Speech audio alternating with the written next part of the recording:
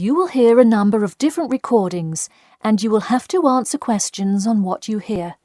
Now turn to Section 1. Section 1. You will hear a woman calling the London Police Department to report a robbery. First, you have some time to look at questions 1 to 4.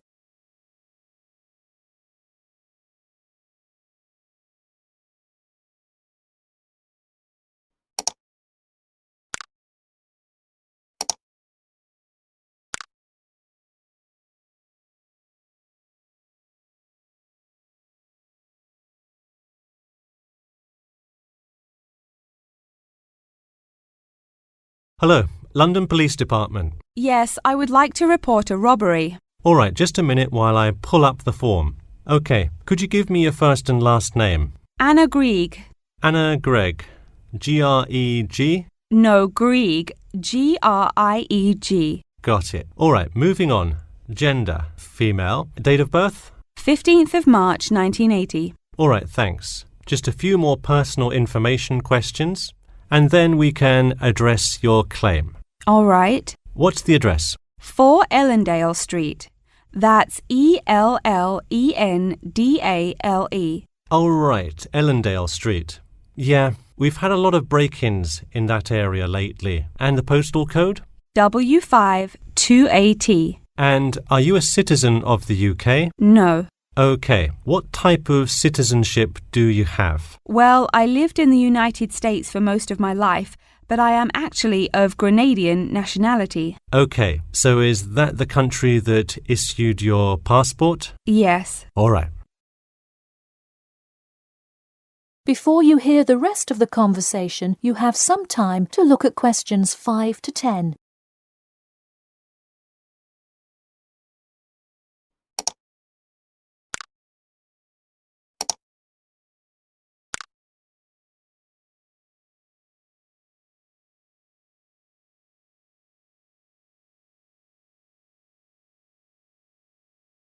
Now listen and answer questions 5 to 10.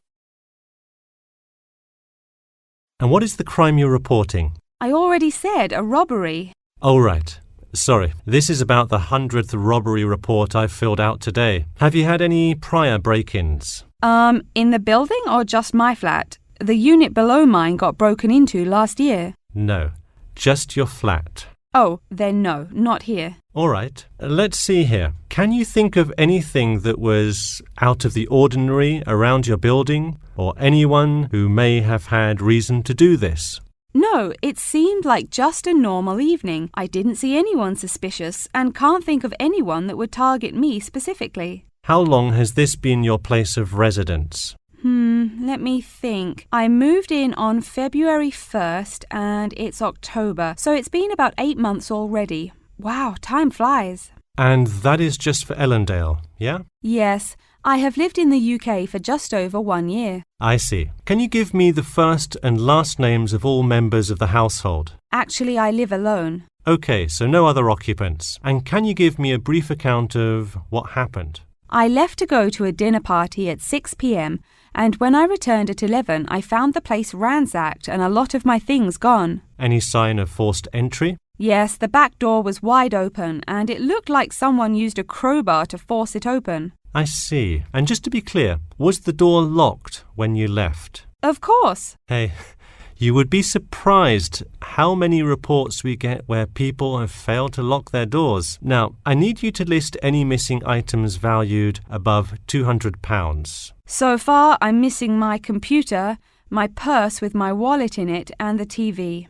OK, let's start with the computer. What is the estimated value? £500. And what is the serial number? G41687770. Thank you. And a visual description? It is a black 13-inch PEMDAS cloud book. There is an Oxford sticker on the lid. OK, and could you give me a description of the purse? Sure, it's a Claude Frieda shoulder bag and the material is silver-coloured cloth. Price? £300. OK, that concludes my report. I'll submit it and we'll let you know of any developments.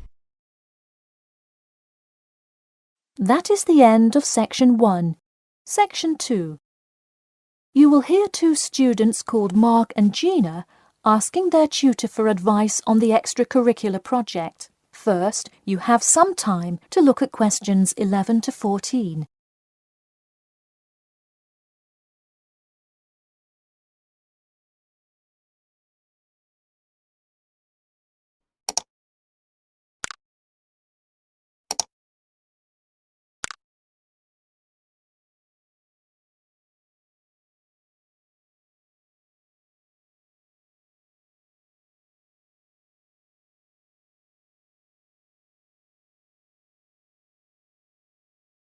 Now listen carefully and answer questions 11 to 14.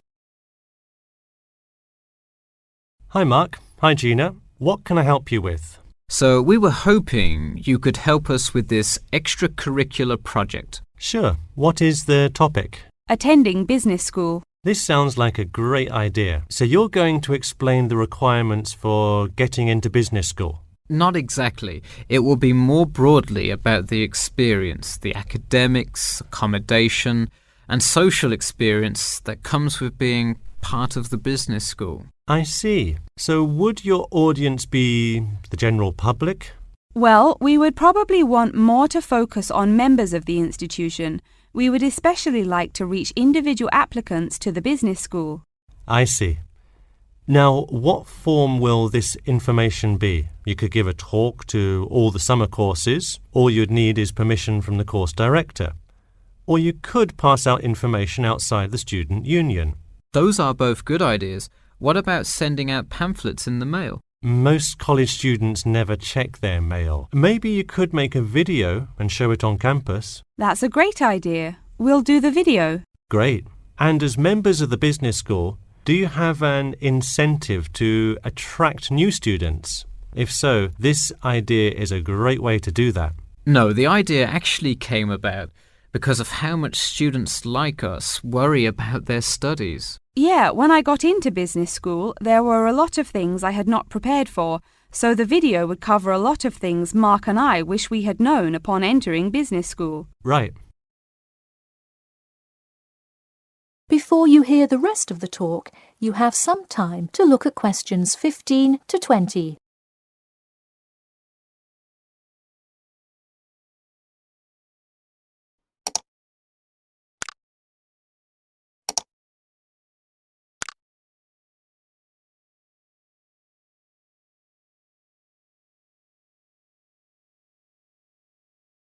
Now listen and answer questions 15 to 20.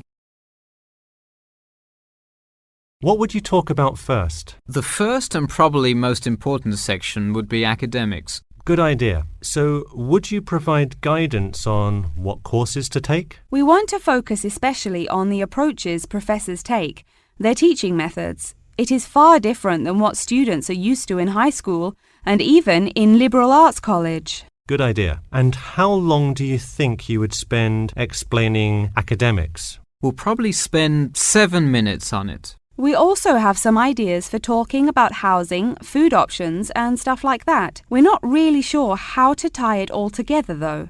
I think it would be suitable to title that section Accommodation. What do you think? That could work. We'll definitely describe the different dining options at the cafeteria and then walk students through flats and the grueling process of finding one near the business school campus. Okay, so we would cover specifics on the cafeteria as well as flats. I think those are both helpful.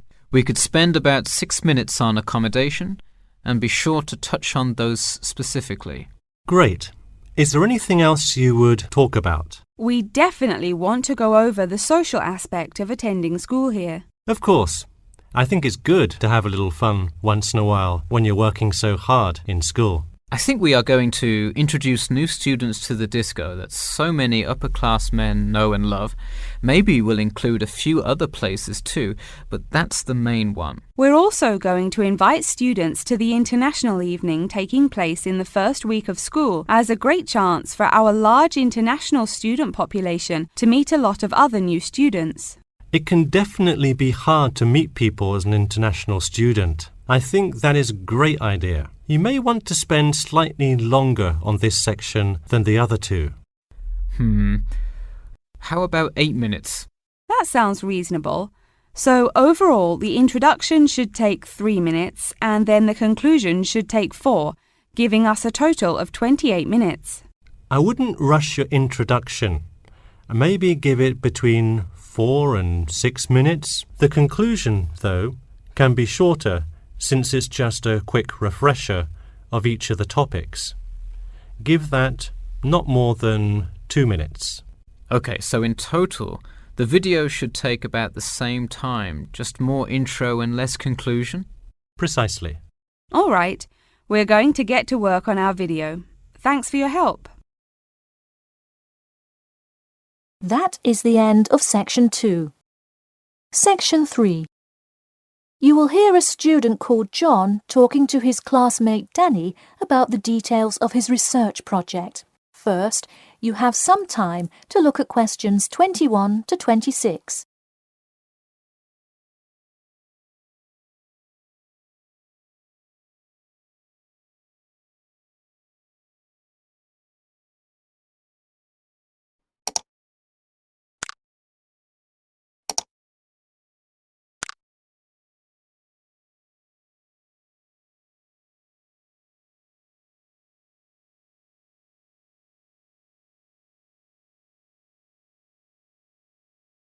Now, listen carefully and answer questions 21 to 26.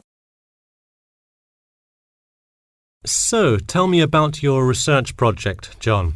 I created a questionnaire for the study to determine people's opinions of the relative feasibility of earning a living in Brisbane. Oh, cool. How is it scored? Are they all multiple choice questions? Well, the questions consist primarily of yes or no responses. There are 2 free response questions at the end. Participants will use a computer to fill in their answers. That way, it is really easy to analyze the data afterward. Great. It sounds like you have a pretty solid idea of what you should do. Just don't forget to submit a copy of your plans to Professor Curran by the 15th. Oh, I almost forgot. You don't do it for the high grade or appraise, but he can review and give you feedback. Right, that will be helpful. He has been conducting studies like this for 30 years now. Yep. Oh, and I'm curious. Are you going to be in the room giving subjects directions for the questionnaire? Well, I think the instructions will be provided by another representative who will not be analysing the data. I want them to feel they can answer and be completely anonymous, so I will not be in the room. Anonymity is really important for this study. I agree. Good idea. You should tell the representative to remind subjects to fully consider both sides of each issue. Sometimes it's really easy to immediately check yes or no without stopping to think about it completely. That's so true. It's like a race to finish the questionnaire first or something. I'll make sure to include that in the instructions. This report has to be perfect. Wow, what's the big deal? I know it's part of your grades and all. Well, it's that, but also a well-executed study could grab the attention of faculty in the department, which would be a huge deal. So, for attention? No, silly. I mean, I could really gain the respect of professors who may later take me on as a graduate student in their labs. Oh, I see. Before you hear the rest of the talk, you have some time to look at questions 27 to 30.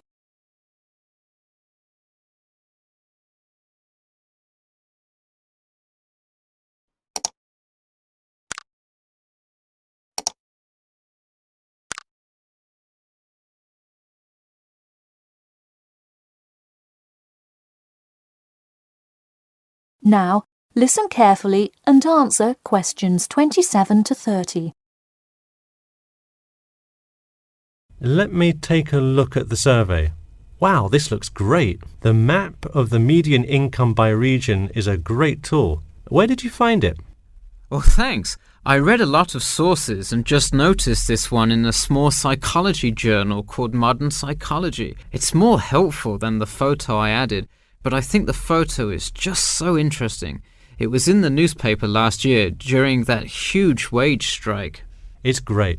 Probably not necessary, but it looks great. I don't understand. What is WKRX's involvement here? Oh, the radio station agreed to sponsor the study if I play their station in the room. Wow, interesting. So you don't have to pay for any of this? Exactly. Nice. Where did you get that idea?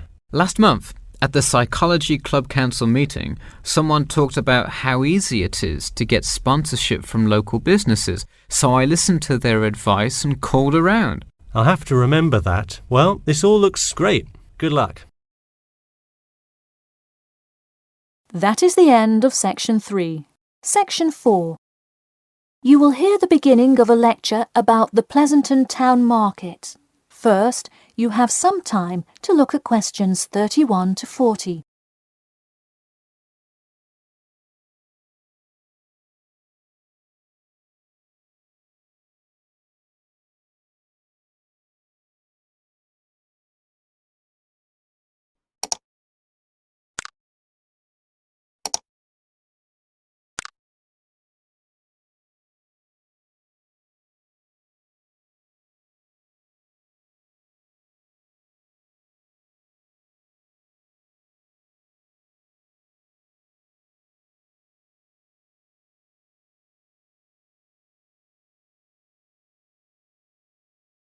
Now, listen carefully and answer questions 31 to 40.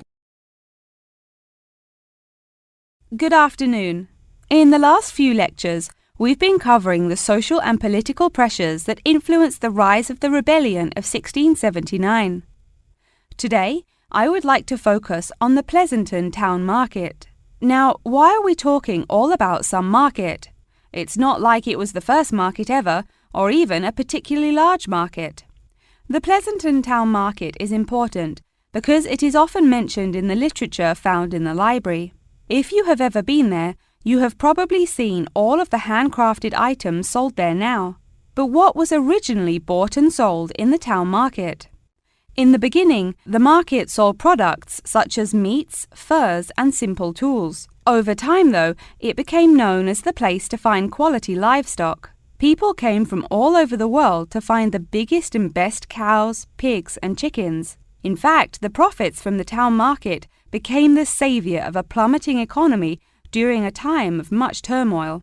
Not to be confused with the Reconstruction era, a period of rapid development came about in the 1660s as a result of the market's vendors contributing their profits to building up much-needed public facilities and defense, which would later make a huge impact on the outcome of the war. For many years, the market flourished and began to draw in large tourism crowds in addition to the throngs of livestock customers. However, as revolutions in farming came about, more people moved to farms far from the city centre. Customers grew more and more reluctant to travel all the way to the town centre for their meats, when they could easily choose to buy from local farmers near them for a fraction of the price. With such a fall in the profits of the town's major profit generator, some quality town planning was needed. In the mayoral election of 1668, a young man of little fame just barely claimed the popular vote, none other than the now legendary John C. Wiley. Wiley's first decision as mayor of Pleasanton was to deal with the quickly failing town market. The building with the large clock was a landmark that had symbolized growth in Pleasanton for a generation. Wiley decided to use the notoriety of the town market to set an example. During the historical Rotterdam Rebellion, Wiley gave all those involved lifetime prison sentences in the very same building. It stayed a prison for about 50 more years until they transported all remaining prisoners to other facilities and turned it into the historical monument today.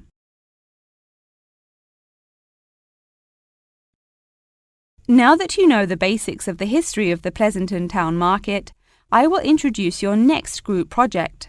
I want you to make a short film based on the real historical events that occurred in Pleasanton before and during the uprising. I will give you some class time to look through the library's reference section, but you will be responsible for conducting further research outside of class. I suggest starting by looking for information on the market itself. You'll find plenty of information. In fact, some students complain that there is actually too much information on it. On your own time, you could find family members of old war veterans to conduct interviews. Sometimes they provide wonderful insight that you wouldn't find in proper history books. But be careful, an interview that is riddled with bias is useless. I myself have some very old photographs here that you are welcome to take a look at for some inspiration. I'm lucky enough to own this one of Jim Wiley himself. Very interesting to see, but does not provide enough information to add much to your film. Feel free to take this film into whatever direction you choose. You could even do a crime thriller based on real outlaws. All you would have to do is look through the newspaper archives in the crime section during that time period. Try to get as much detail as you can, but you may end up having to draw your own conclusions. Okay, that's enough from me, so let's go on to... That is the end of section 4.